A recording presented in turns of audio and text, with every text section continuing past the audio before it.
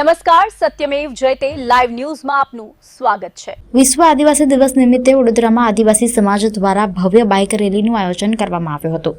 દિવાળીપુરા સ્થિત કલેક્ટર કચેરીથી શરૂ થયેલી આ રેલીમાં મોટી સંખ્યામાં યુવક યુવતીઓ, સમાજના આગેવાનો અને લોકો ઉત્સાહભેર જોડાયા હતા। 9 ઓગસ્ટ વિશ્વ આદિવાસી દિવસ તરીકે ઉજવવામાં આવે છે। આ અવસરે વડોદરાના દિવાળીપુરા કલેક્ટર કચેરીથી ભવ્ય બાઇક રેલી નીકળી હતી। રેલીમાં ભાગ લેનારાઓએ પરંપરાગત વેશભૂષા ધારણ કરી સમાજની સંસ્કૃતિ અને એકતાનો સંદેશ આપ્યો હતો। મોટી સંખ્યામાં બાઇક સવાર યુવાનો શહેરના વિવિધ માર્ગો પરથી પસાર થયા હતા।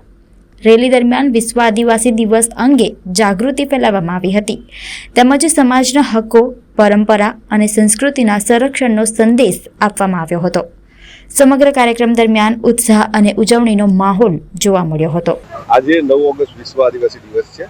વિશ્વ આદિવાસી દિવસની ઉજવણી એટલે કરવામાં આવે છે કે વિશ્વમાં રહેતા આદિવાસીઓની જે જીવનશૈલી છે એ જીવનશૈલીમાં જળ, જંગલ અને જમીનને બચાવવાની કેવી રીતે, આ પ્રકૃતિને કેવી રીતે જતન કરવું એની માટેનો સંદેશ 9 ઓગસ્ટ વિશ્વ આદિવાસી દિવસે અમે આપીએ છીએ। એની માટે જ આ રેલી 9 ઓગસ્ટના દિવસે કરવામાં આવે છે। ખાસ કરીને આખા સમાજને, ગુજરાતને, વડોદરાને, આપણા ઇન્ડિયાને, આપણા ભારત દેશને અને પૃથ્વી પર રહેતા દરેક જીવને સંદેશ એ આપવા માંગીએ છીએ કે આ પ્રકૃતિનું આપણે જતન કરીશું તો જ આ જગ્યા પર, આ દુનિયામાં, આ ધરતી પર આપણે સુખે શાંતિથી રહી શકીશું।